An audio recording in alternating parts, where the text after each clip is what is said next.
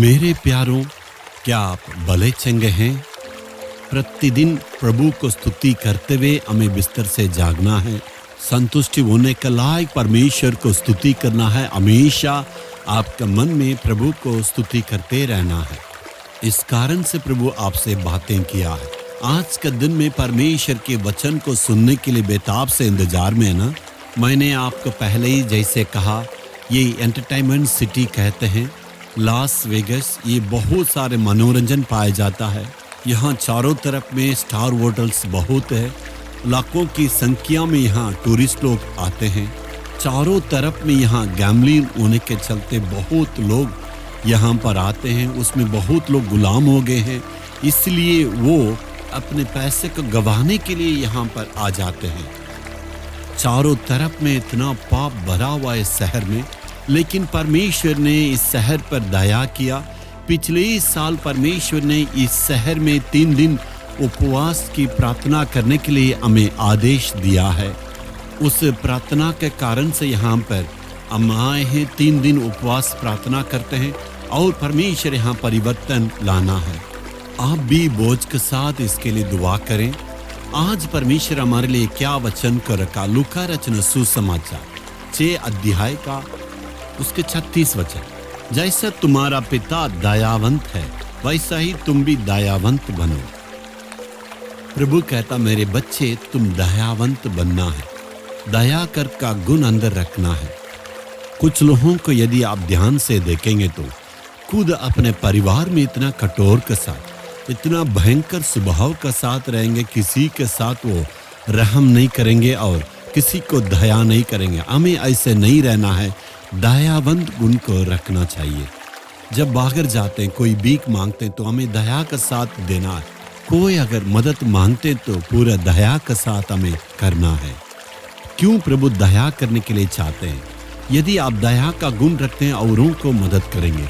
यीशु मसीह भी दया के साथ रहा। एक भीख मांगा प्रभु को बुलाने से भी दया करके यीशु ने उनके लिए चमत्कार किया। एक स्त्री को सारे लोग पापी के रूप में जान के उसको जब दोषी के रूप में देख के यीशु ने उस पापनी स्त्री पर दया किया और उनकी पापों को क्षमा किया। ऐसे ही गुणों को हम यीशु में देखते हैं। हम भी जो है कठोर मन रखना नहीं है, सबके साथ हमें दया करना है।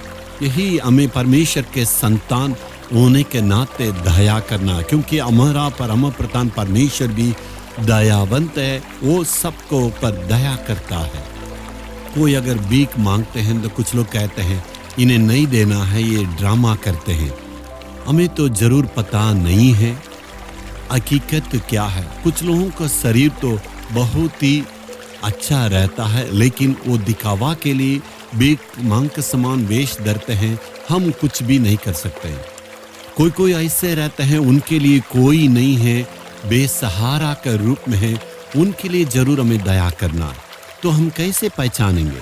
सबको हम जांच पड़ताल नहीं कर सकते। इसलिए प्रभु ने कहा है, जो कोई तुमसे मांगते हैं उनके पूरे दिल से देने के लिए कोशिश करो। दया करने का अगर गुण रहेगा तो तभी हम दूसरों को मदद कर सकते हैं।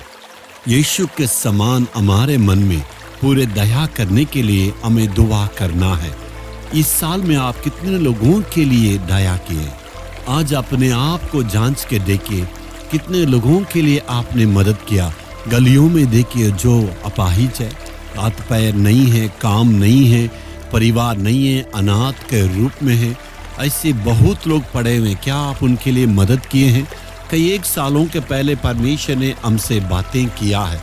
ऐसे शहर में रहने वालों, गली में रहने वालों को देखो, जिनके पास कोई सहारा नहीं है, खाने के लिए कुछ नहीं, सचमुच में उनका शरीर अपाहिज के रूप में, उनके लिए कुछ न कुछ करना है। प्रभु ने कम से कम एक समय खाना देने के लिए बोझ को दिया। तो हम मदुरई और चेन्नई, त्रिची में कम से कम 15,000 लोगों के लिए एक समय का खाना देने के लिए प्रभु ने हमें सहायता किया। गरीब अनाथ ऐसे लोगों को गलियों में ढूंढ के पहचान के गरम एक समय का खाना उनको देने से वो कितना आनंदित होते हैं, मालूम है? यही यीशु मसीह हमसे भी चाहते हैं। जहाँ तक हो सकता है गरीबों के लिए हमें जरूर मदद करना है। यीशु के समान हम भी दया करने का गुण को प्राप्त करना है। हे प्रभु, यीशु के समान दया करने का गुण मुझ में दे। आपके समान दया करके दूसरों को मदद करना है। आज ऐसे करने के लिए मौका दें प्रभु। उचित लोगों को प्रभु उचित मदद करने के लिए दया करने का स्वभाव को मेरे दिल में तू देना। यीशु के नाम से दुआ मांगता हूँ पिता, आमीन आमीन। Jesus redeem Hindi YouTube channel को सब्सक्राइब करें। सब्सक्राइब बटन पर क्लिक करें और बेल आइकन को भी क्लिक करके हर दिन की नई कार्यक्रमों की जानकारी प्राप्त करें।